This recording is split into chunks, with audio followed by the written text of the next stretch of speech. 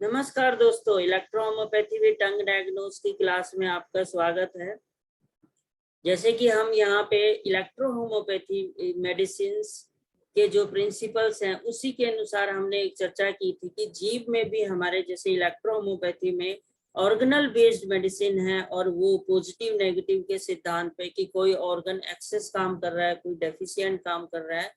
और जो हम सिम्टम्स के अनुसार अभी तक चुनते थे, जो टेम्परामेंट के हिसाब से या आयरस डायग्नोज के हिसाब से इलेक्ट्रोहोम्योपैथी में, तो टंग से हमें पूरी सटीक नॉलेज मिलती है कि एक कौन सा ऑर्गन एक्सेस काम कर रहा है, कौन सा डेफिशिएंट है, कहाँ पे जो है एक स्लो फंक्शनिंग है या एक्सेसिव हीट है। क्योंकि जैसे फॉर एग्जांपल दो पेशेंट कंप्लेन करते हैं कि हम थक रहे हैं, हमें बहुत थकावट हो रही है, कि दो पेशेंट मतलब एक पेशेंट में जान ही नहीं है, दोनों ने सेम वेट उठाया हुआ है फॉर एग्जांपल 5 kg, तो एक पेशेंट में जान नहीं है, एक में उसने किसी में ओवरलोड है, मतलब उसने 50 किलो उठाया हुआ है, तो दोनों की कंप्लेंट तो एक ही होगी कि हम थक रहे हैं। तो इसको कैसे पहचाने कि वो एक में जिसमें जान नहीं है मीन्स डेफिशिएंसी है। तो ये टंग हमें बहुत अच्छा एक डायग्नोजिंग टूल है, जो कि हमारे एक्यूपंक्चर में एक बहुत डायग्नोजिंग टूल की तरह यूज होता है टंग, जो कि आपको पहले भी हमने डिस्क्राइब किया कि पूरी बॉडी से जुड़ी हुई है। एक्यूपंक्चर के हिसाब से पूरी मेरिडियन, सीवी जीवी मेरिडियन हमारे फेस लिप्स पे ही खत्म होती है टंग में। और ये मॉडर्न सिस्टम के हिसाब से भी एक फाशिया सिस्टम से हमारे टंग जो है पैर की टो तक जुड़ी हुई है। और ये जो है हम अब इसमें जो एक चर्चा कर रहे थे कि हम जीभ को किस किस तरह से देखते हैं, ये पहले हमने चर्चा की थी। और हमने सबसे पहले ये स्टार्ट किया था हमारा एक्सटीरियर इंटीरियर, मींस जो जीभ का ये फ्रंट पोर्शन है हमारा, इसमें जो है सबसे पहले जो वेदर अटैक होता है, जैसे कि हम बोलते हैं विंड कोल्ड अटैक या विंड हीट अटैक, तो ये एक्सटीरियर पार्ट पे हमें यहाँ पे शो होता है। फॉर एग्जाम्पल दिस एरिया, ये मतलब एक तरह से आप कहीं वेदर जहाँ पे चेंज है, ठंड है, बर्फ पड़ रही है, आप गए तो एकदम आपको कोल्ड स्नीजिंग स्टार्ट हो जाता है।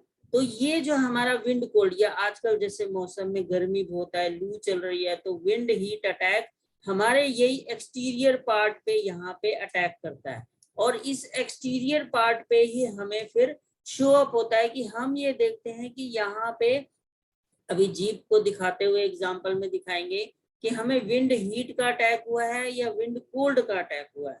और फिर उसमें हम किस तरह से हर जीव के अनुसार किस तरह से मेडिसिन का चुनाव करेंगे। जैसे कि शुरू में हम जब इलेक्ट्रोहोम्योपैथी में गए तो हमने देखा कि इसमें काफी लोग एलोपैथी प्रैक्टिस भी साथ कर रहे हैं। क्यों कर रहे हैं, हमने पूछा कि ये तो जी एक्यूट डिजीज इसमें ठीक नहीं होती। पर हमने कहा कैसे नहीं हो सकती, जब इतनी अच्छी मेडिसिन है, स्पागरिक एसेंस है, जो कि हमारे सल्फर मर्करी सॉल्ट, उसमें एक प्लांट्स का पूरा एक यूज किया गया है, और हमारी बॉडी भी इन्हीं 3 सल्फर मर्करी सॉल्ट से बनी हुई है। जैसे कि कल हमने चर्चा की थी कि हमारे शरीर का जो है पूरा ये 60% reason is brain, 20% is emotion, 10% is metaphysical, means ये जो 90% पोर्शन है हमारी बॉडी में वही गैसियस पार्ट है, दैट इज सल्फर पार्ट, तो इससे कंट्रोल हो रहा है। तो और 10% ही फिजिकल है, तो ये इसमें सब कुछ हो सकता है। फिर हमने जीभ की सहायता लेते हुए इसको जो है हमने इन एक्यूट डिजीज में भी हमने इसका बहुत अच्छा हेल्प लिया कि बहुत एकदम जुकाम, खांसी, बुखार, मतलब इवन 72 आवर्स में ये नॉर्मल हुआ पेशेंट का। इवन हमने कोरोना में भी देखा कि बहुत ज्यादा फीवर हो रहा है, कोल्ड हो रहा है, ऑक्सीजन लेवल डाउन हो रहा है। तो जीभ को देखते हुए हमने अभी सारे एग्जाम्पल दिखाएंगे कि वो किस तरह से सिलेक्शन किया कि पेशेंट बिल्कुल जो कि डाउन बिल्कुल कंडीशन हो रही थी, वो भी एक नॉर्मली कि पेशेंट ही दूसरे पेशेंट को बताते थे फीवर नहीं उतर रहा, आप इलेक्ट्रो होम्योपैथी मेडिसिन लो कि हम 3 दिन 72 घंटे में ठीक हुए, वो आपको सारा आज प्रिस्क्राइब ये सारा बताएंगे। तो ये एक्सटीरियर जो अटैक होता है यहाँ पे, ये जीभ के फ्रंट पोर्शन में हम देखते हैं कि यहाँ पे अटैक होता है विंड कोल्ड का। जैसे कि ये जीव हम देख रहे हैं,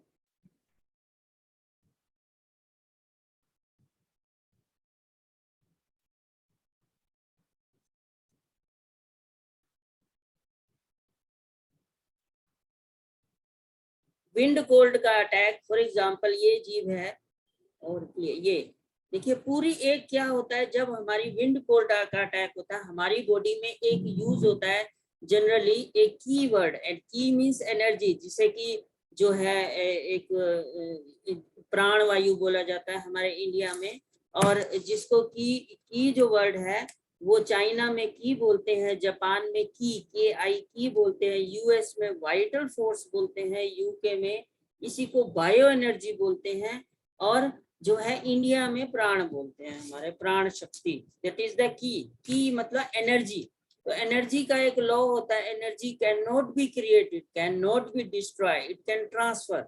फॉर एग्जाम्पल जैसे पानी एक हमारा टरबाइन पे गिरा तो वहां पे इलेक्ट्रिसिटी प्रोड्यूस हुई, इलेक्ट्रिसिटी बनी, मतलब पानी की पोटेंशियल एनर्जी काइनेटिक एनर्जी में बदली, जो कि एक बिजली में इलेक्ट्रिसिटी के रूप में हमें एक एनर्जी मिली, मतलब एनर्जी का ट्रांसफॉर्मिंग रूप हुआ, ट्रांसफर हो गया वो रूप। तो यही सेम प्रिंसिपल हमारी ह्यूमन बॉडी में भी अप्लाई होता है, क्योंकि यथा पिंडे तथा ब्रह्मांडे, जो पिंड में हर चीज है ब्रह्मांड में है वो हमारा पिंड मतलब अवर फिजिकल बॉडी, उसमें भी same principle, same law, same सब कुछ एग्जिस्टेंस जो है रहता है। तो ये हमारा जो हम देखते हैं कि एक एनर्जी का लॉ, एनर्जी का लॉ ये कहता है कि हमारे ह्यूमन बॉडी में एक हमारे डिफरेंट डिफरेंट ऑर्गन होते हैं।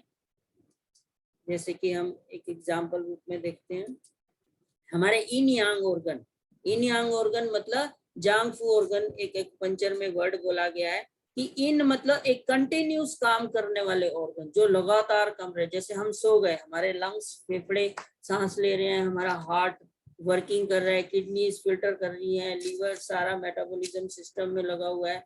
दैट इज ब्रेन कंटिन्यूस एक ऑर्डरिंग नर्वस सिस्टम चालू है।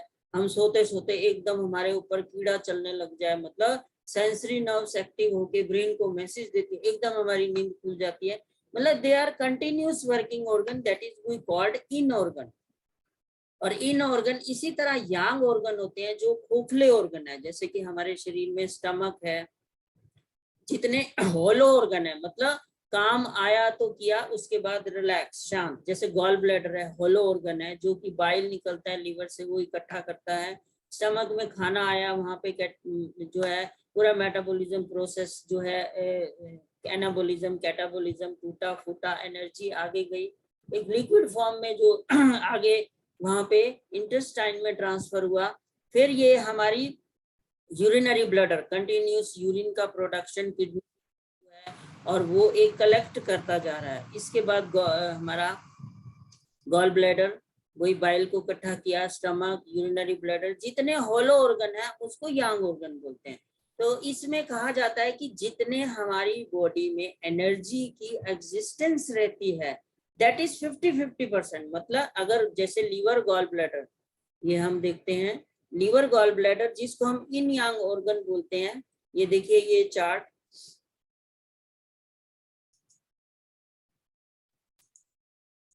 ये लीवर एंड इसी का यांग ऑर्गन ये गॉल ब्लैडर। तो ये इन यांग ऑर्गन है, मतलब अगर 50% एनर्जी लीवर में रहेगी 50% गॉल ब्लैडर में रहेगी, एनर्जी जो कि एक दूसरे को सपोर्ट करती है। अब ये जिस दिन ये एनर्जी बिगड़ती है तो डिजीज आती है, डिजीज स्टार्ट हो जाती हैं और वो एक डिस्टरबेंस को क्रिएट करती हैं। फॉर एग्जाम्पल इसको हम बोलते हैं कि जैसे गॉल ब्लैडर मेरिडियन हमारी पूरी बॉडी में रन करती है और उसमें एनर्जी कम हो जाए तो सिर की तरफ जैसे रन करती है, अभी आपको दिखाते हैं।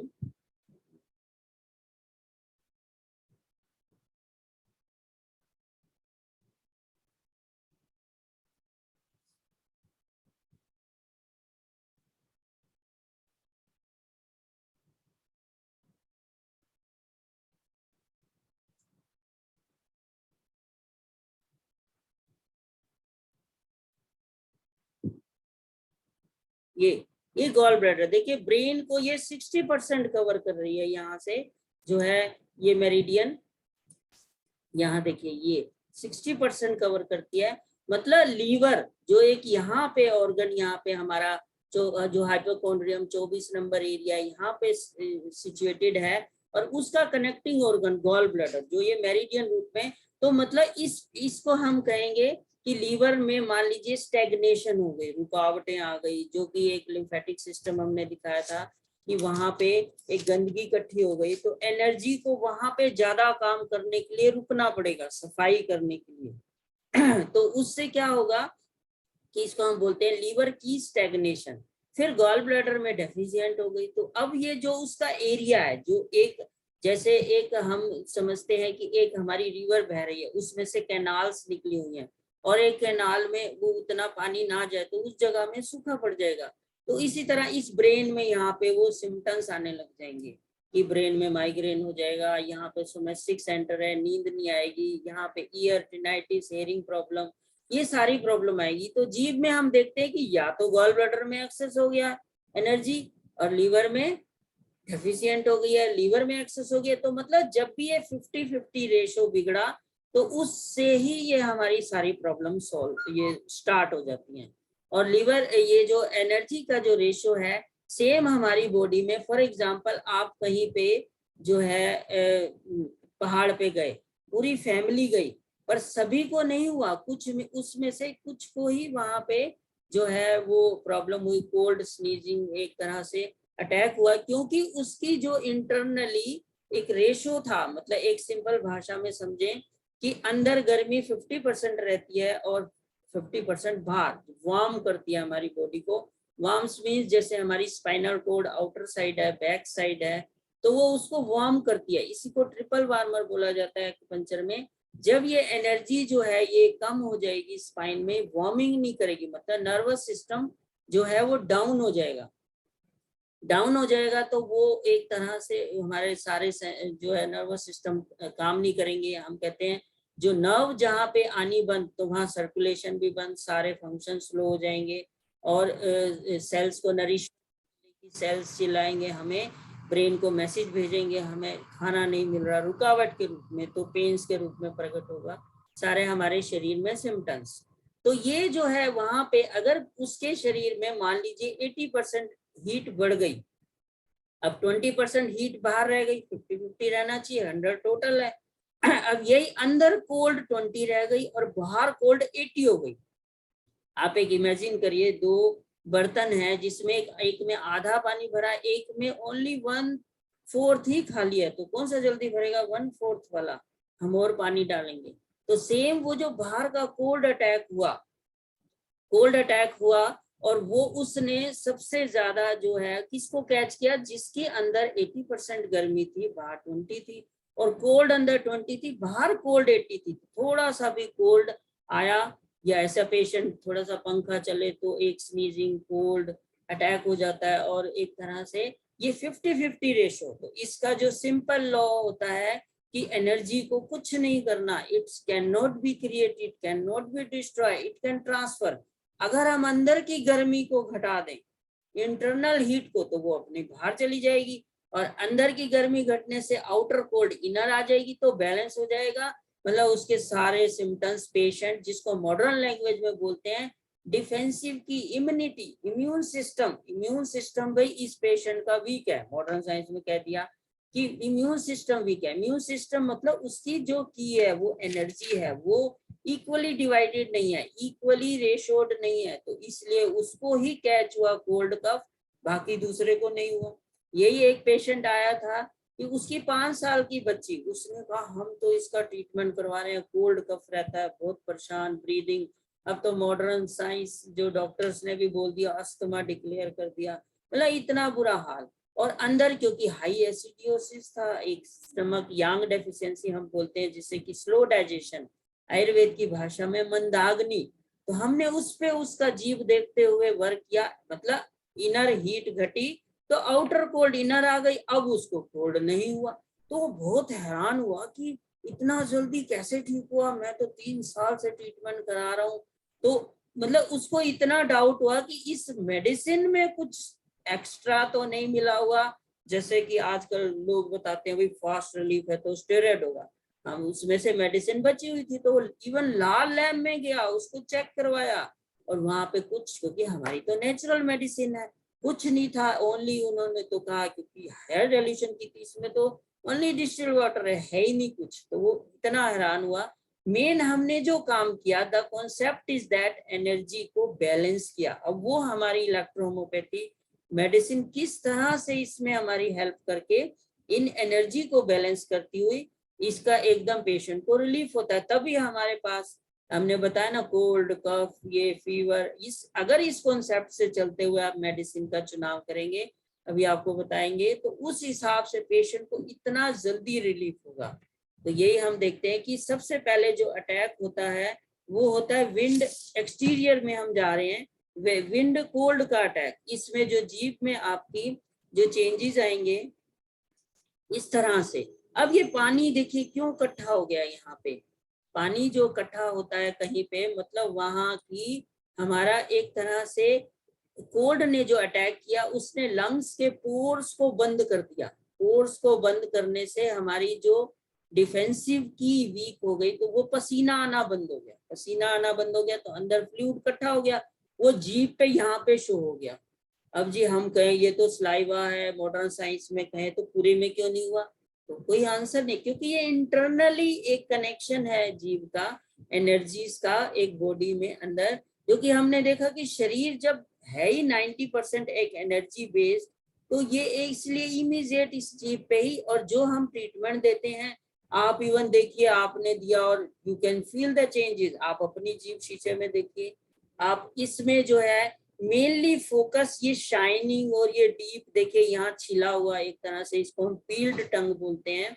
तो उसको हम देखने के लिए बिल्कुल अपने सामने पेशेंट को बिठाइए, आमने सामने 180 डिग्री, कैमरे में फ्लैश लाइट ऑन कीजिए और उसकी जीभ पे उसको कहिए जीभ बाहर निकाले। मतलब 15 सेकंड का टाइम होगा आपके पास उसको फोटो खींचने के लिए, क्योंकि उससे ज्यादा खींचने से एक तरह से उसके स्ट्रेस पड़ेगा, तनाव पड़ेगा बाहर निकालने में। तो आप कैमरा ऑन करके, फ्लैश लाइट ऑन करके रखिए और पेशेंट को बोलिए सामने कि जीभ दिखाए, एकदम आप क्लिक कर दीजिए और फ्लैश लाइट से। तो इस तरह से हमें डिफरेंट डिफरेंट ये पिक्चर्स मिलेंगी जीभ की। और इसका इकोनॉमिकल बहुत फायदा भी है कि आपको हमारे 80% पेशेंट्स, ना उन्होंने मुझे देखा ना मैंने उन्हें देखा, जीभ आई, हमने मेडिसिन कोरियर कर दी, पेशेंट वहीं के वहीं ठीक हो गए। तो economically you can spread in the whole world, क्योंकि एक मॉडर्न साइंस देखिए, आपदा में अवसर, ये जूम, ये सब डिजिटल जो है, ये सब एक स्टार्ट हुआ कि हमें डिजिटली भी हम कितना एक कवर अप कर सकते हैं, अपने आप को स्प्रेड कर सकते हैं, ये सबसे बड़ा फायदा। फिर किस कंडीशन में पेशेंट है उसकी हम इवन 15 दिन की मेडिसिन दें तो जीभ चेंज हो जाएगी, तो हमारा प्रोटोकॉल भी चेंज हो जाएगा। तभी इसमें लोग पूछते हैं कि जीभ देखिए ये नहीं बताती कि आपको रोग क्या है, बताती है, पर ये नहीं बनना कि एक जैसे ज्योतिष एस्ट्रोलॉजर के पास जाते हैं कि हमारी बताओ हमें क्या है। जीभ कॉज ऑफ द डिजीज बताती है कि इस समय उसका कारण क्या है। जैसे फॉर एग्जांपल एक बच्चा पढ़ नहीं रहा, उसका हम कॉज ढूंढना चाहते हैं। पहले तो बहुत इंटेलिजेंट था, बिल्कुल क्लास में फर्स्ट आता था, अब नहीं आ रहा, तो हम कॉज पे जाएं तो ढूंढते ढूंढते हमें पता चलेगा कि इसकी संगत खराब है, मतलब फ्रेंड सर्कल जो है वो अच्छा नहीं है। तो एक हमने कॉज पे वर्क किया। एक दूसरा तरीका रैंडमली कि बच्चे को डंडा मार के बिठाओ, उसके ट्यूशन लगाओ, कॉज तो वो था, हम काम कहीं और कर रहे थे, तो इसलिए हमें रिजल्ट भी नहीं मिला। पर हमने कॉज पे काम किया, हमें रिजल्ट भी मिला। तो जीव हमें उस कॉज को ढूंढने में हेल्प करती है। तो इस तरह से ये यही एक विंड कोल्ड का अटैक इस तरह से जीप पे दिखता है, एक पूरी व्हाइट कोटिंग आ जाती है जीप पे। देखिए ये व्हाइट कोट, व्हाइट मींस एक तरह से वेदर की कोल्ड का अटैक हुआ है। और ये ब्लूइश टंग है, इसी को क्यों हुआ, क्योंकि अंदर उसके गर्मी बढ़ी हुई थी। अब वो किस लेवल की है, इतनी नहीं है कि है, पर जैसे कि अगर हम रेशो कहें तो ये एक तरह से 70-30 का रेशो है। इनसाइड 70% हीट है, 30% आउटसाइड है। सेम कोल्ड का हो गया, 30% इनर हो गया, 70% आउटर हो गया। तो ये एक शाइनिंग ऐसे आ जाती है, मतलब एक हमारे पोर्स बंद हो जाते हैं तो पसीना आना बंद। तो यहाँ पे अपर वार्मर, इसको हम अपर वार्मर, ये जीभ में हम जो देखते हैं कि ये जीभ में हमारी जो है ये अपर वार्मर है, मतलब यहीं पे ये लंग्स, पेराकार्डियम, पेराकार्डियम मतलब covering of the heart, that is we take in the brain, brain में हम लेते हैं, और ये हार्ट एरिया। तो यही हम जो है इसमें अपर वार्मर में ये अटैक हुआ है, और ये इसमें ये शो अप कर रहा है कि यहाँ पे शाइनिंग मतलब फ्लूइड एक्यूमुलेट हो गया है, वहां पे इकट्ठा हो गया है, जिसको हमारी लैंग्वेज में यांग डेफिशिएंसी वर्ड बोलता है। आप एक बार ये हमारी इलेक्ट्रो होम्योपैथी के टंग डायग्नोस की 12 क्लास सिर्फ इनके जो टेक्निकल टर्म्स हैं, way, how to see, how to, इसका आप सीख जाएंगे, फिर आप खुद ही प्रोटोकॉल और बनाना, आप खुद ही फीडबैक देना शुरू कर देंगे, सर इतने दिन में ये हुआ, ये हुआ, ये हुआ। पर पहले इसको आप ध्यान से समझिए कि ये क्या कॉन्सेप्ट है, क्या इसके टेक्निकल वर्ड्स हैं, कि ये नियांग, ये सारे जो वर्ड हैं, फिर इसमें मॉडर्न साइंस से जोड़ते हुए, खाली हमने एक एक्यूपंक्चर कॉन्सेप्ट नहीं लेना, इसको मॉडर्न फिजियोलॉजी, एनाटॉमी से जोड़ते हुए उसके अनुसार हम सेलेक्ट करते हुए मेडिसिन और डाइल्यूशन, हम इस तरह से स्टेप वाइज आगे बढ़ेंगे। तो हम यही बात कर रहे थे कि जब ये स्टार्टिंग अटैक होगा तो इस तरह से मॉइस्चर आ जाएगा, सफेद कोटिंग हो जाएगी, फिर यही अगर डी अंदर चली गई तो वो एक अंदर जाके हीट में बदल के यहाँ ड्राइनेस और लाल दाने और फ्लूइड जो है घटेगा वहां पे। और अगर ये डीप एक जो है ग्रीसी टंग भी आती है, और दिखाते हैं आपको, ये देखिए, ये स्पेशली इसी तरफ आप देखिए, ये पेशेंट की राइट साइड है, ये पेशेंट की लेफ्ट साइड है।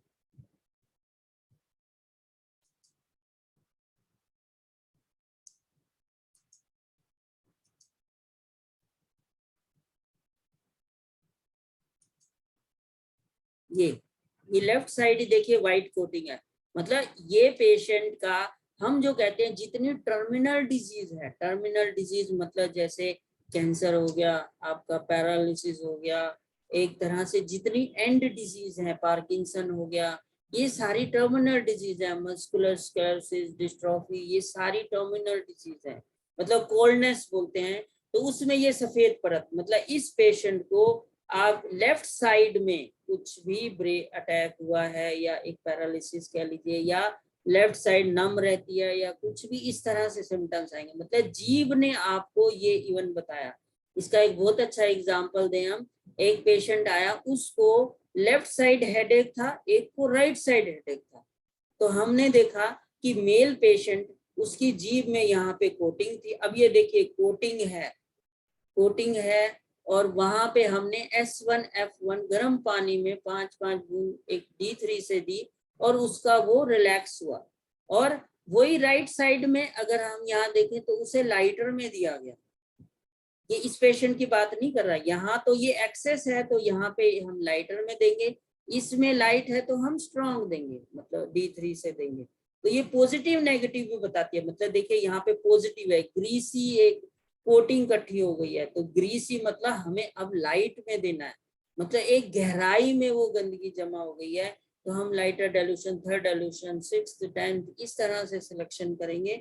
और जो है जहाँ डेफिशिएंसी है वहां पे हम फर्स्ट डाइल्यूशन D3 D4 ये सारा चुनेंगे, और अकॉर्डिंग टू कंडीशन। तो इसमें वही फिजिकल और मेटाफिजिकल को लेते हुए हम चलते हैं।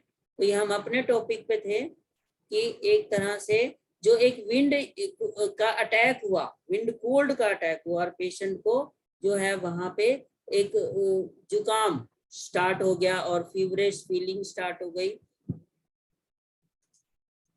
ये देखिए ये भी एक चमक है, और स्टमक के ऊपर आ रही है, मतलब ये एक, इसको हम यांग डेफिशिएंसी बोलते हैं। अब इसको फीवर होगा तो मतलब उसके पेट में एक्सेसिव गंदगी इकट्ठी हो गई है। नेचुरल सिस्टम में कहा गया है फीवर कोल्ड ये जो है कब होता है, fever is the protecting system, कि शरीर में तभी कोई भी फीवर आता है जब एक गंदगी इकट्ठी हो जाती है, उसको मारने के लिए नेचर उसको जलाने के लिए अपना टेम्परेचर बढ़ाती है। टेम्परेचर जो है हमारे ब्रेन में जो है हाइपोथैलेमस, वहां पे एक टेम्परेचर कंट्रोलिंग सिस्टम है ब्रेन में, तो उसको वहां से वो टेम्परेचर बॉडी का बढ़ा के उस गंदगी को जलाना चाहती है, जो उसके फीवर के रूप में सिम्टम्स आते हैं। तो इसी कॉन्सेप्ट को लेते हुए हम मेडिसिन का चुनाव करेंगे।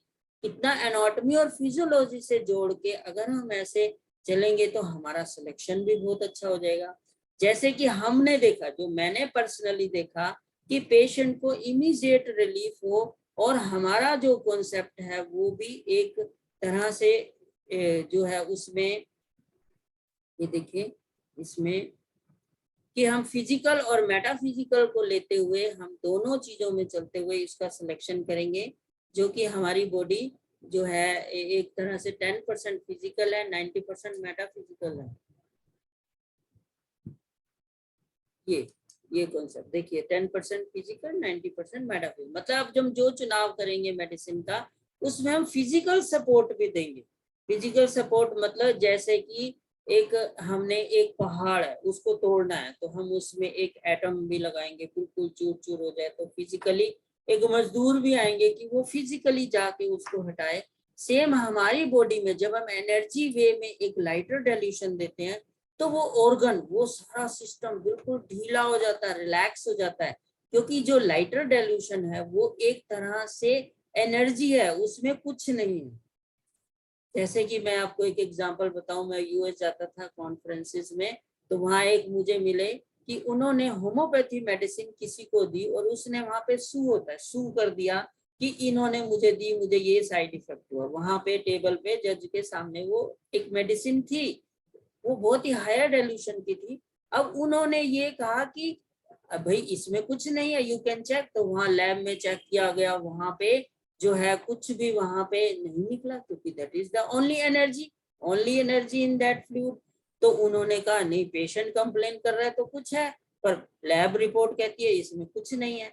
तो वो घर से पहले ही उसी की सेम फिजिकल, मतलब एक तरह से मदर टीचर मेडिसिन लेके पी के गया, और वहां जाके वो लाइटर 1 ml की पी ली, तो उसको कुछ नहीं हुआ, क्योंकि नीचे से उसने सपोर्ट किया, 90% उस मेडिसिन ने भी डिस्टर्ब नहीं किया।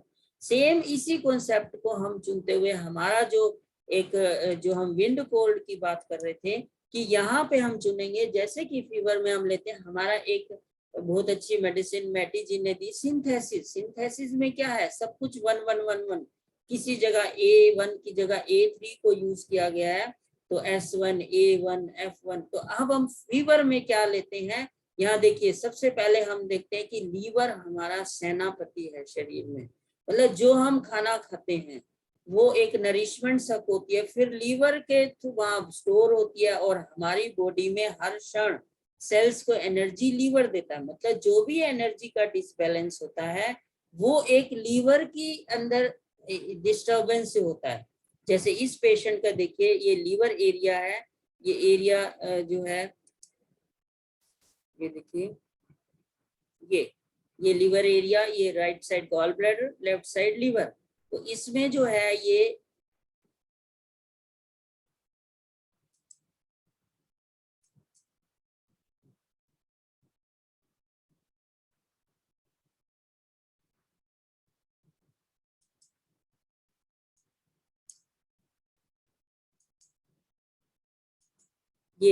लीवर एरिया है, और इधर जो है ये गॉल ब्लैडर, इसमें जीभ में हम देखते हैं।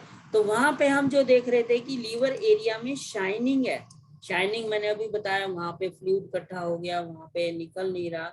अब गर्मी बढ़ गई, तो वहां पे एक यांग डेफिशिएंसी हो गई, मतलब वहां पे जो हमारे सेल्स के रिसेप्टर्स हैं, वहां पे एक एक्शन पोटेंशियल नहीं हुआ, वहां पे ट्रांसफरिंग नहीं हुई, तो गंदगी वहां इकट्ठी हो गई। तो ये हमारा यही शो अप कर रहा है। तो ये जो लीवर की हमें मेडिसिन उस कोल्ड में चुननी पड़ेगी, क्योंकि हमारा ये देखिए, आप इसकी 80% इनसाइड गर्मी है, तो 20 रह गई बाहर, तो 20 कूलिंग अंदर रह गई, तो 80 रह गई बाहर। तो इसको हम कोल्ड का अटैक हुआ, तो सबसे पहले हम S1 की जगह उस सिंथेसिस में S5 को चुनेंगे। फिर उसके बाद जो हमारी एंटी एलर्जिक मेडिसिन जो कही गई है C3, एक कॉन्स्टिट्यूशन मेडिसिन भी उसमें चुनी जाएगी। एक हमने ये S5 ले ली, क्योंकि जब कोल्ड का अटैक होता है तो हमारे शरीर में सारे फंक्शन डिस्टर्ब हो जाते हैं, फंक्शन डिस्टर्ब होने से स्ट्रक्चर डिस्टर्ब होने शुरू हो जाते हैं, और इवन वायरसेस, बैक्टीरिया, सर्कुलेशन सब कुछ एक डिस्टर्ब हो जाता है क्योंकि एक एक्यूट अटैक होता है। तो हमने उसको S5 को चुना, फिर उसमें C3 को चुना जो कि एक एलर्जी की भी मेडिसिन है। और एक तरह से अगर मॉडर्न कॉन्सेप्ट में कहें कि हमारी बॉडी में ग्लैंड्स होती हैं, ग्लैंड्स होती हैं तो एक हमारी इंडोक्राइन ग्लैंड्स मतलब जो सीधा हमारे ब्लड में अपने हार्मोन को रिलीज करती हैं, जैसे हमारी पिट्यूटरी ग्लैंड है, थायराइड ग्लैंड है, हमारी थाइमस है, पेनक्रियाज है, हमारी ओवरीज एक ग्लैंड है, जेंट्स में टेस्टिकल है। ये सारी ग्लैंड जो है हमारी ब्लड स्ट्रीम में डायरेक्ट सीक्रेट करती है। एक एंडोक्राइन, ये एक्सोक्राइन भी होती है जैसे पेनक्रियाज है जो डक्ट में एक हमारी ये हार्मोन को रिलीज करती है। और एक तीसरी ग्लैंड्स होती हैं जो कि एक हम ग्लैंड्स, क्योंकि एक गोल गोल होता है जो भी हमारा राउंड राउंड के लिए हमारे मेटी जी ने मेडिसिन दी S2, उसके कॉन्स्टिट्यूशनल रेमेडी दी C2। और सेम ये जो एक तीसरी ग्लैंड होती है जो ऑटोक्वाइट्स बोलते हैं, मतलब जैसे आप एग्जाम फील करें कि आप सड़क पे जा रहे हैं, आपका पेट्रोल खत्म हो गया, पेट्रोल पंप दूर है, तो आप क्या करते हैं, एक तरह से चलता फिरता पेट्रोल पंप फोन करेंगे, भैया एक गाड़ी में वो पेट्रोल लाएंगे, वहां आपकी भरेंगे, आपसे पेमेंट लेंगे और चले जाएंगे, मतलब चलते फिरते ग्लैंड्स, दैट इज कॉल्ड ऑटोक्वाइट्स। मतलब ये हमारी बॉडी में जगह जगह होते हैं, जैसे प्रोस्टाग्लैंडिन है, हमारा हिस्टामाइंस है, तो नोज में हमारे होते हैं। तो कहीं भी ये बैक्टीरिया वायरस का अटैक हुआ तो नोज में वहां पे हिस्टामाइंस है, तो वो एक जैसे कोई अटैक हो जाए और वहां पे उन्होंने एक तरह से ब्लड वेसल्स को खोल के वहां फ्लूइड को सिक्रेट करना शुरू कर देते हैं। और not bleeding, that is fluid, वहां पे डायलेटर कर देंगे, डायलेशन हो जाएगा, तो वहां पे ब्लड वेसल्स का फ्लूइड सीक्रेट शुरू हो जाएगा। मतलब एक बैक्टीरिया वायरस आया, बॉडी ने अपना पानी बहा दिया और वो पानी में बैक्टीरिया वायरस बह के चले जाए, तो वो मतलब एक हाइपर एक्टिव हो गया, हाइपर एक्टिव ग्लैंड हो गई जो हमारे नोज में है। ऐसे हमारे जैसे फॉर एग्जांपल डायरिया होता है, हमारे इंटेस्टाइन्स में होती है, और वहां पे भी यही यही सिक्रेशन, हम कहते हैं कि अचानक से कहां से इतना पानी बहना शुरू हो गया, अटैक हुआ जब विंड कोल्ड का। तो ये इसी के लिए हमने वो C3 मेडिसिन का चुनाव किया। और इसके साथ हम वही सेम जो है बाकी वही A1, P1, L1, F1, वर1, क्योंकि जहां अटैक होता है तो बॉडी अपनी गंदगी इकट्ठी हो गई, बैक्टीरिया वायरस आ गए तो फीवर बढ़ा आ जाता है क्योंकि गंदगी को मारने के लिए। तो वेन1, वर1 ये सारा जो है WEY, मतलब स्पेशली इसमें वाई क्यों लिया, और BE। अब ये YE आप देखिए जब फीवर का अटैक होता है, आपको जीवे दिखाते हैं उससे समझ आएगा।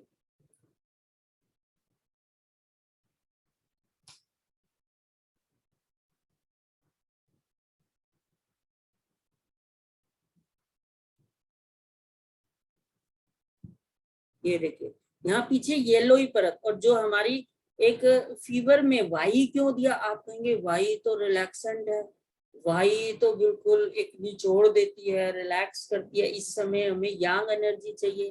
क्योंकि हमारे ब्रेन में जो एक हाइपोथैलेमस है, हम उसकी जो मेडिसिन का चुनाव करते हैं, ये 2 जितने हैं, A2, P2, वर2, F2, C2, और उसमें हम वाई की ब्रेन में हम आप देखिए एक फ्रंट में हेड में हम अप्लाई करते हैं F2Y, और हाइपोकॉन्ड्रियम में भी 24 नंबर एरिया, लिवर एरिया में भी F2Y, मतलब रिलैक्स, जो कि अभी मैंने बताया वो ग्लैंड्स ओवर एक्टिव हो गई हैं, ओवर एक रिएक्ट कर रही हैं, तो वहां पे वो एक तरह से हमें उसे रिलैक्स करना है। तो इसलिए हमने इसमें कोल्ड में इंटरनली स्पेशली देखते हुए ऐसी जीव में वाई का चुनाव किया। जो पिछली ये जीव दिखा रहे थे जैसे इसमें बी का चुनाव होगा। अब देखिए जीभ हमें पूरी अच्छी तरह, यहाँ पे कोई येलो कोटिंग नहीं है तो इसमें भी उसको फायदा करेगी, पर जहां आप देखिए पेशेंट का इनडाइजेशन है, येलो कोटिंग है, तो वो वाई उसमें रिलैक्स करेगी, पर थोड़ी क्वांटिटी में। हम इसमें W ही ज्यादा क्वांटिटी में डालेंगे। अब देखिए अगर हमने ये क्वांटिटी का ध्यान नहीं रखा फिर तो वाई और ठंड बढ़ा देगी और उसको स्नीजिंग हो जाएगी। तो इसमें वही रेशियो का ध्यान रखना है। तो हम पहले ये बेस बनाएंगे S5C3 A1 P1 L1 F1 Ven1 वर1, 30 dilution से सबकी एक 30 ml में 12 ड्रॉप बनती है। जैसे 50 हम देखते हैं कि 50 हमने ml लिया, 1 ml मेडिसिन डाली, RX में मिलाया या डिस्टिल वाटर में मिलाया, फिर उसे स्ट्रोक दिया, तो एक मेडिसिन तैयार हुई। सेम यही प्रोपोर्शनैलिटी हम 50 ड्रॉप में एक ड्रॉप डालें तो 30 ml में अराउंड 600 ड्रॉप होती है, मतलब 20 ml में एक ड्रॉप, तो उस हिसाब से एक 30 ml में 12 ड्रॉप बनती हैं। तो ये जो बेस हमने बनाया S5C3A1P1 L1 F1 N1 Ver1, इसको हमने 12 आप देखिए गिनिए, तो फिर उसमें W, ये बेस से हमने 2 ड्रॉप ली, और अब इसमें इस केस में मैंने बताया ना Y जो है होनी चाहिए और W ही होनी चाहिए। अब देखिए Y इसमें आप परसेंटेज के हिसाब से भी यहाँ पे हम लगा सकते हैं, तो YE की यहाँ पे हम 4 ड्रॉप डालेंगे, 2 ड्रॉप हो गई हमारे वो बेस की, और WE बाकी 6 ड्रॉप। तो पेशेंट को आप गर्म पानी में देंगे। गर्म में क्यों देंगे? क्योंकि यांग कोल्ड बढ़ी हुई है इस समय, और पेशेंट को 10-10 बूंद आप दिन में, जैसे हम 20 ड्रॉप TDS देते हैं, तो आप 10-10 बूंद दिन में वही 60 ड्रॉप 6 बार पिलाइए, देखिए उसका कोल्ड कितनी जल्दी रिलैक्स होता है। पर अगर ऐसी जीव होगी तो इसमें Y नहीं, B होगा और W ही होगा, मतलब B इसमें वही 4 ड्रॉप, बाकी 6 ड्रॉप आपकी जो है WE, और 2 ड्रॉप आपकी वो बेस की, तो वही पेशेंट को आप पिलाइए। अब देखिए सेम कोल्ड में सेम प्रोटोकॉल नहीं हो सकता, कि जीव के अनुसार ही सेलेक्ट होता है कि हमें कैसे, इसलिए हर पेशेंट की, चाहे वो आप देखते हैं कि डायबिटीज में कहा गया है कि हम जो है A5 लेते हैं, फीमेल पेशेंट है जिसमें 10% A3 है, B 90% है, फिर उसमें S13 लेते हैं और C16 भी लेते हैं। अब ये हर पेशेंट को सेम चीज से नहीं रिलीफ होता, क्यों? उनका कॉन्स्टिट्यूशन, जीव के अनुसार कौन सी जरूरत होगी। जैसे कि हम देखते हैं कि इस पेशेंट की ये लाइनिंग है, तो ये किडनी एरिया है, ये देखिए किडनी एरिया, ये दिख रहा है यहाँ पे पीछे किडनी एरिया, तो हमारी C18 में C6S1F1 होता है, C6 जो कॉन्स्टिट्यूशनल रेमेडी है, और इसलिए इस केस में हम इसको फॉर एग्जांपल अगर डायबिटीज है तो इस पेशेंट को C18 फायदा करेगी। अगर यहाँ पे ओनली गर्मी, जैसे ये हम और जीव दिखाते हैं, तो ये जीव से मतलब एक प्रोटोकॉल, अब ये देखिए पूरी पब्लिश है तो इसमें A5 काम करेगी, जो है एक स्टैग्नेशन है ब्लड में, एक्सेसिव हीट बनी हुई है, तो इसमें हम B लेंगे। इसको ही मान लो जुकाम कोल्ड हुआ तो हम B का सिलेक्शन किया। अब इसमें Y नहीं लेंगे, Y अकॉर्डिंग टू टंग, मतलब जहाँ येलो कोटिंग दिखा है ये, और देखिए ये, अब ये देखिए यहाँ पे पीछे पूरी गंदगी जमा है, अब इसको यहाँ क्रैक भी है, एक तरह से खड्डा हो गया। खड्डा मतलब लोहे को इतना गर्म करें कि वो टेढ़ा हो जाएगा, तो वो एक S13 इसमें फायदा करेगी अगर इस पेशेंट को डायबिटीज। मतलब जो हमारे समझाने का मकसद है कि एक पेशेंट की जीव के अनुसार हमें, मेन तो अनाटॉमी फिजियोलॉजी से हमने मेडिसिन का चुनाव किया, और जो उसके बाद हमने जीव को साथ लेते हुए पूरा एक सिस्टम को डेवलप किया।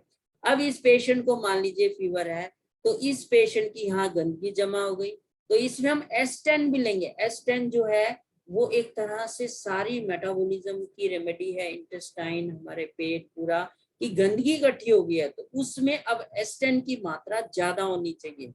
ज्यादा होनी चाहिए मतलब हाइपोथैलेमस से फीवर को डाउन करना है, तो S10 उसमें, बाकी A2 P2 C2 Ver2 F2 ये सारी एक बेस बना के, तो S10 की हम 4 ड्रॉप लेंगे, बेस की 2 ड्रॉप लेंगे, और WE जो अब इसमें YE देखिए ज्यादा एक तरह से शो हो रहा है, YE जो है WE उससे कम, तो इसमें 6 ड्रॉप YE हो तो WE की 4 ड्रॉप लेते हुए आप उसको पिलाइए, और फिर देखिए 72 आवर्स में आप ही देखेंगे उस पेशेंट का रिजल्ट, कि ये जो हमने इतने क्रॉनिक इवन कैंसर पेशेंट में भी फीवर नहीं उतरता, दोपहर बाद फीवर आ जाता है, मतलब इसको हम एम्प्टी हीट बोलते हैं। एक होता है फुल हीट, ये जैसे जीव है फुल हीट है, एम्प्टी हीट मतलब जैसे ये देखिए, अब ये कोई भी यहाँ कोटिंग नहीं है, उसको हम एम्प्टी हीट बोला जाएगा, लाल होगी वो, ये देखिए ये एक लाली है, कोई कोटिंग नहीं है।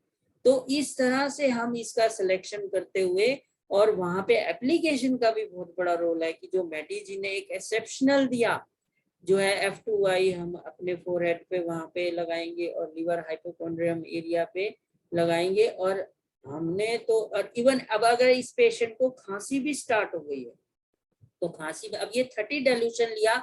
अब इसके साथ क्योंकि फिजिकल सपोर्ट भी चाहिए तो हम S10 की पिल्स साथ देंगे, या और जो हमने वहां पे ऊपर चुना था कि हमने जो है इस वहां पे जो जुकाम की बनाई थी उसमें जो है S5 को हमने लाइटर किया, C3 को लिया, तो जीभ के अनुसार लेते हुए उसकी हम फिजिकल रेमेडी पिल्स क्यों लेंगे। देखिए पिल्स आप देखिए हमारे जो है लीवर जो है वो मीठे को एकदम स्टोर कर लेता है, मतलब ग्लूकोज को ग्लाइकोजन में बदलता है, फिर जब हमारी बॉडी में उसकी कमी हो जाती है फिर उसको तोड़ के वापिस सेल्स को देता है। तो ये मीठा जो है वो एकदम सबलिंगुअल ग्लैंड से जीभ से हमारा एब्जॉर्ब हो जाता है। तो जो ग्लोबुल्स हैं वो एक तरह से लीवर रोक लेता है, फिर सारा दिन वो उसको सप्लाई करता रहता है।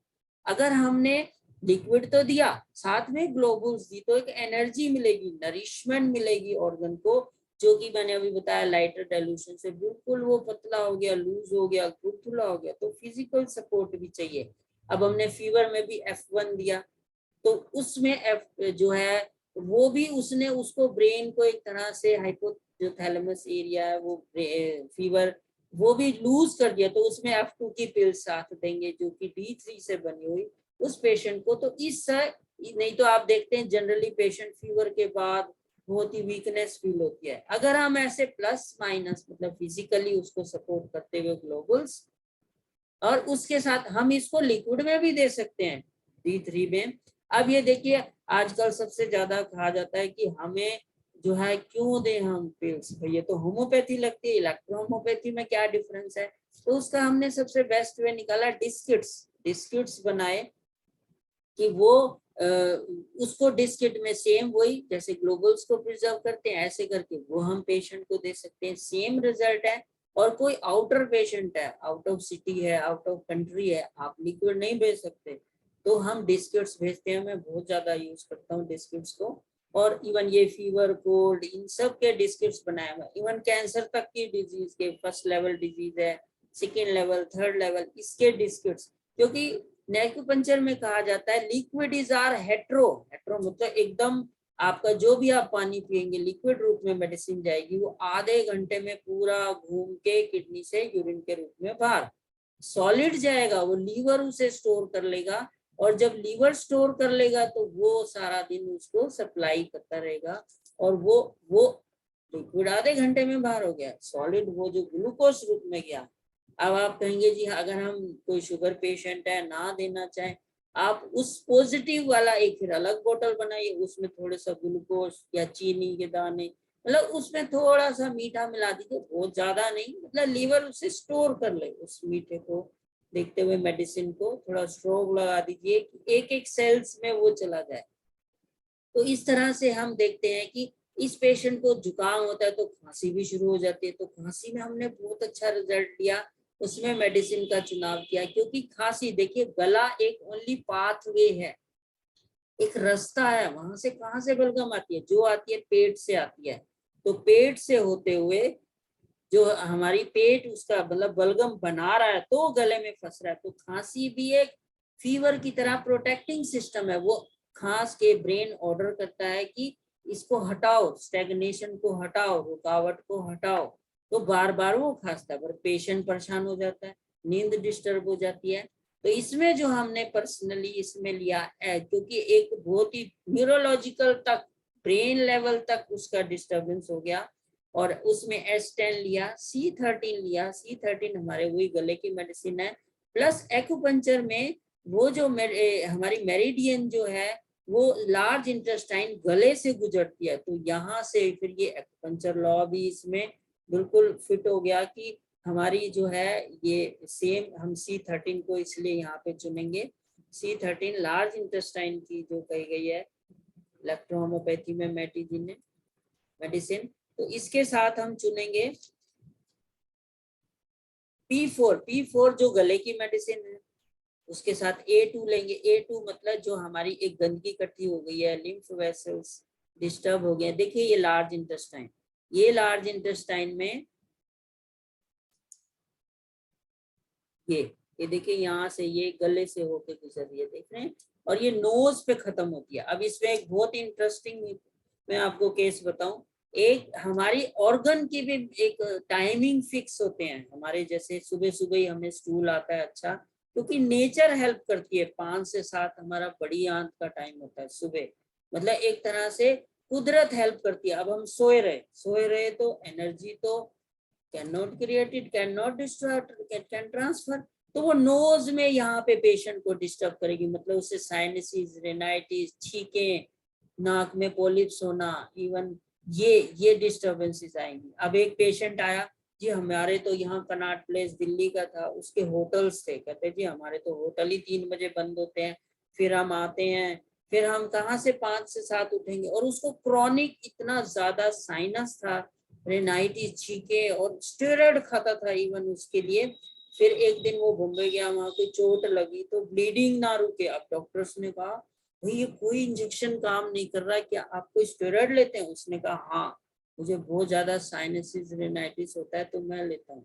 मतलब इसका जबकि सिंपल रूट कॉज, जैसे कि हम कहें गंगोत्री से गंगा नदी निकली, वो कानपुर, हरिद्वार, सब जगह जहां जाएगी, गंगोत्री में गंद आ गया तो सब जगह जाएगा। सेम ये मेरिडियन का पाथवे जहां से गुजरेगा वहां पे डिस्टर्ब करेगा।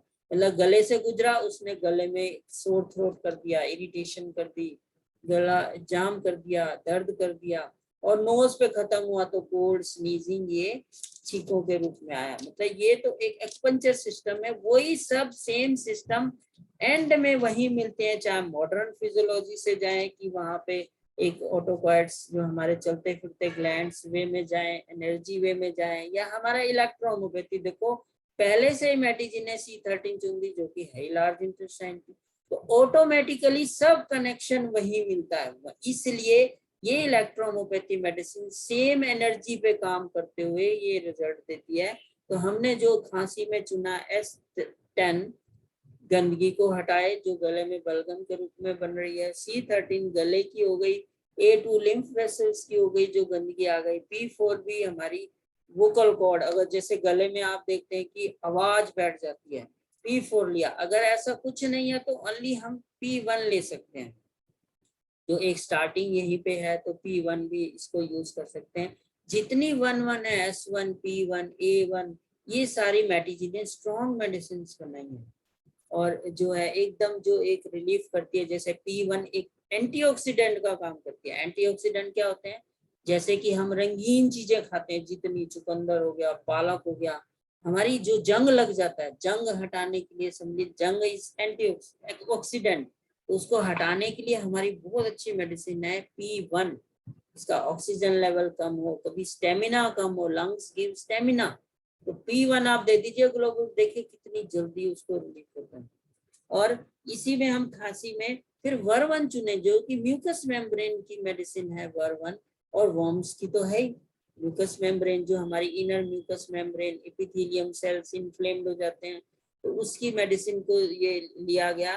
L1 जो कि लिम्फ की हो गई, और बीई कोगुलेशन, मतलब जमाव, कोई भी रुकावट उसको हटाती है तो गले में, तो इसलिए खांसी में ये 30 डाइल्यूशन में आप लीजिए, और ये हम वही आप 30 डाइल्यूशन बनाइए।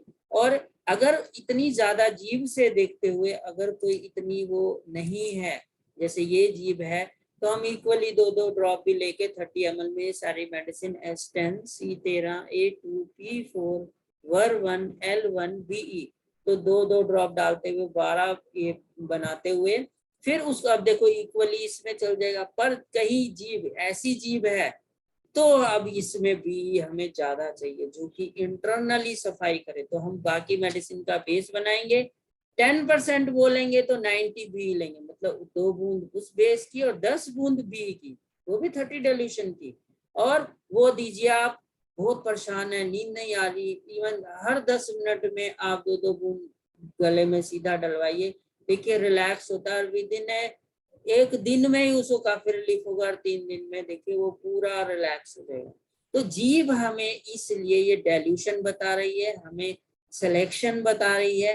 मेडिसिन तो एनाटॉमी, फिजियोलॉजी और जो इलेक्ट्रोहोम्योपैथी के एक कंसर्न एरिया वाइज जो भी सिलेक्शन है वो तो वही रहा, पर हमारा डाइल्यूशन अलग हो गया, ये जीभ के अनुसार हर पेशेंट का इंडिविजुअल हो गया। तो ये देखते हुए हमें इमीडिएट रिजल्ट भी मिलेगा, और हमारे पेशेंट भी जल्दी ठीक होंगे, जो कि कहा गया है कि दुल्हन वही जो पिया मन भाए। मतलब पेशेंट जितनी जल्दी ठीक होंगे उतनी जल्दी हमारे पास रेफरेंसेस आएंगे, और सरकार भी जनता के पीछे है। जब जनता खुश होगी, इस नेचुरल सिस्टम को एक्सेप्ट करेगी, तो वो भी मान्यता देने में बहुत अच्छी हमें हेल्प भी मिलेगी। तो यही एक बहुत अच्छा डायग्नोजिंग टूल है जो हमने यूज किया, क्योंकि हम एक्यूपंक्चर पहले से कर रहे थे 25 साल से, और इलेक्ट्रोहोम्योपैथी को इसमें जोड़ के हमने देखा। अब ये देखिए स्टेग्नेशन की जीव इतनी ज्यादा है कि आप इसको 10 दिन बाद ही, 15 दिन की जो मेडिसिन आप देते हो और पेशेंट की, आप ही देखेंगे जीव में चेंजेस और पेशेंट का रिलीफ। तो ये आप खुद ही फीडबैक देंगे, प्रैक्टिकल कीजिए। तो इसके आगे फिर हम बात करेंगे। तो अब हम आपको ओपन कर रहे हैं, किसी का कोई क्वेश्चन हो तो वो पूछ सकते हैं।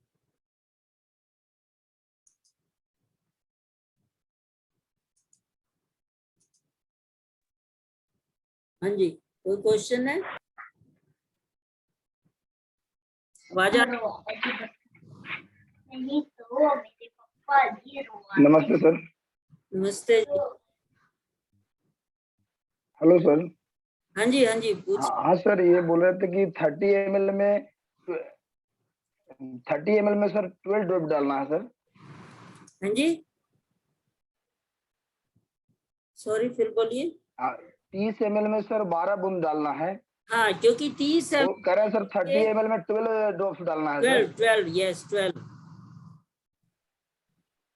तो वो डीप एक हमारा 147 रेशो ही बना, मतलब उसी हिसाब से वही रेशो बना। Yes sir. और ये 30 डाइल्यूशन आपने बताया सर, तो 30 डाइल्यूशन 147 रेशियो से बनाना है ना? जितने भी ये डाइल्यूशन हम जैसे वो D3 तो एक टू 19 होता है, उसके बाद अगर हम D4 बनाएंगे वो 19 होगा। अगर D3 12 बूंद लेके आगे बनाएंगे वो फर्स्ट डाइल्यूशन कहा जाएगा। तो फर्स्ट से सेकंड, सेकंड से ऐसे 30 हम जाते जाते हैं। तो जितने ऊपर के डाइल्यूशन कहे गए हैं दैट इज 147।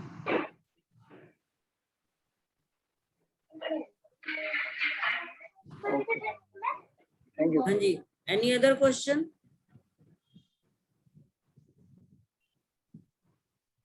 तो आप इसका प्रैक्टिकल कीजिए, फीडबैक दीजिए ग्रुप्स में भी।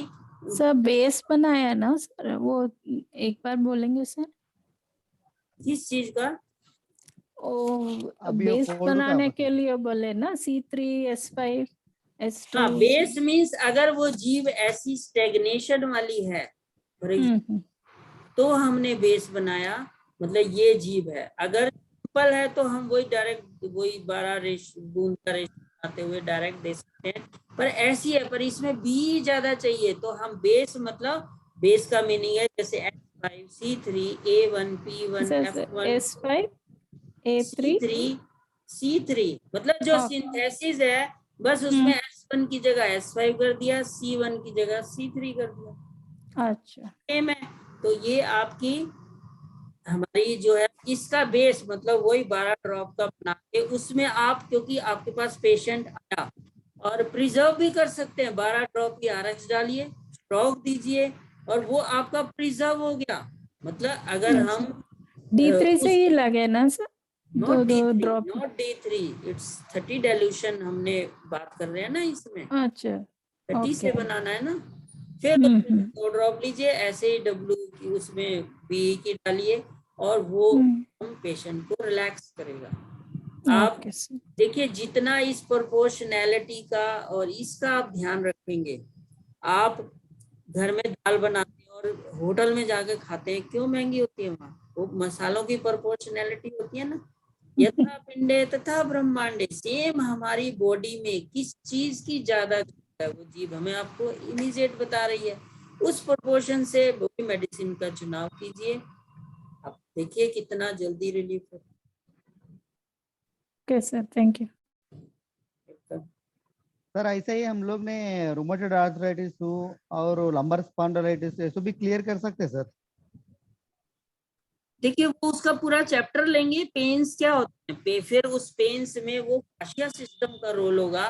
मतलब Okay. इतना हम कह सकते हैं कि कोशिश करेंगे कल लें, क्योंकि कल आज एक्सटीरियर पे हुआ, कल इंटीरियर पे कॉन्स्टिपेशन पे बोलेंगे time.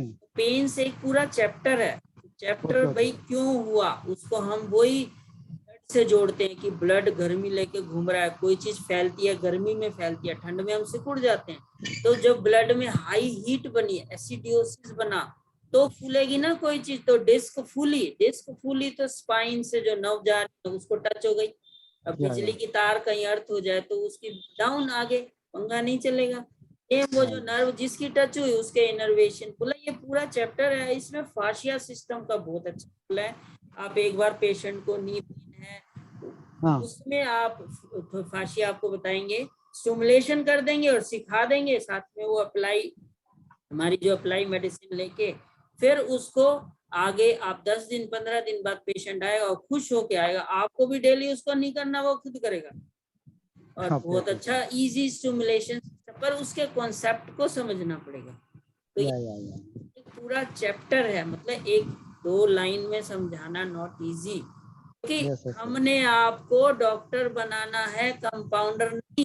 Don't follow, Yes, first yes. Understand the thing, क्यों होता है Yes. Disc pen. अब आप अगर एक्यूपंक्चर जानते हैं तो हमारा UB25 जो कि back shu point of the large intestine है, वो L5 पे ही होता है। अब देखिए Okay. L5, L4, S1 से ही प्रोट्रूजन हुआ, शैटिका पेन बना, मतलब बैक्शू पॉइंट किसका था, लार्ज इंटेस्टाइन का। तो लार्ज इंटेस्टाइन में कॉन्स्टिपेशन हुई ना, पूरा स्टूल एक्यूमुलेट नहीं, ये इवैक्यूएट नहीं हुआ, तभी डिस्क हुई फूली। हमें ठीक करना है तो इंटेस्टाइन पे आना पड़ेगा ना, फिर उसकी मेडिसिन भी चुननी पड़ेगी। चुननी पड़ेगी. Yeah, pen yeah. के लिए हमें सिस्टम समझना पड़ेगा, फिर देखिए आपका कैसे रिजल्ट आएगा। Okay, sir. Okay, sir. Okay. ऐसे Thank you. जैसे Thank you. आज आपको वे ऑफ टीचिंग आपको बताया, ऐसे ही पूरा सिस्टमेटिक वे में बताएंगे। Okay, sir. Okay, sir. Right, sir. Protocol Right, sir. लिखाना, Thank फिर you. तो आप कंपाउंडर बन गए ना, डॉक्टर बनोगे। Yeah, yeah. बनना चाहिए. हाँ, sir. Okay, sir. Right, sir. Right, sir. Thank you, sir. Thank you. Any sir other ये क्वेश्चन? जो बेस आप सर ये जो बेस आपने बताया है इसमें इलेक्ट्रिसिटी भी ऐड करनी है। इलेक्ट्रिसिटी ऐड करनी है, अगर जीव ऐसी होगी इसमें अलग से इतनी कोई, जैसे ये प्रोपोर्शनैलिटी की जरूरत, इसमें बी वैसे थोड़ी सी ज्यादा चाहिए तो उसमें बी की 4 ड्रॉप डाल दो, बाकी की एक एक डाल दो। तो अगर बहुत ज्यादा, जैसे मैंने ये बता रहा हूँ, तो बेस की 2 तो 10 बूंद बी की, इसमें मतलब जरूरत है। हर चीज में बेस नहीं, फिर तो उसको वही सेम दे सकते हैं जो आपने बनाया। ओके बेस तैयार कर लो, मान लो वो वाला भी आया पेशेंट तो खाली बी मिला के ऐड करके दे दिया, ऐसा आया तो उसमें से 2 ली तो बी एक्स यहाँ ज्यादा डलेगी, तो इट्स बेटर। फिर वो 12 बूंद RX दी गई है, खराब भी नहीं होगा। अगर 1:9 रेशियो बनाते हैं फिर हम वही 1:9 ही इक्वली RX डालते हैं ताकि वो खराब ना हो, मतलब 3 ml मेडिसिन 3 ml RX, बाकी वो तो वो प्रिजर्व रहता है। ओके ओके और सबसे मेन बात, सेल्स में एंटर ये हमारा RX मिला होगा तो जल्दी फास्ट रिलीफ आएगा। तो मेरी सजेशन ये है, बेस बनाओ, 12 बूंद RX डाल दो, वो Okay, immediate okay, enter okay. हो जाएगा। क्योंकि हमारा शरीर, आप देखते हैं शराबी जब शराब पीता है वो झूम जाता है, एक एक सेल्स में चली गई ना, क्यों चली गई, क्योंकि वो जो हमारा एल्कोहल है वो एकदम एंटर करता है। Okay okay sir, Okay. Thank you sir. ठीक है, अब हम यही Okay, sir. रखते Okay, हैं। sir. Thank you. Thank you very much, sir. Thank you for all for joining. Thank you.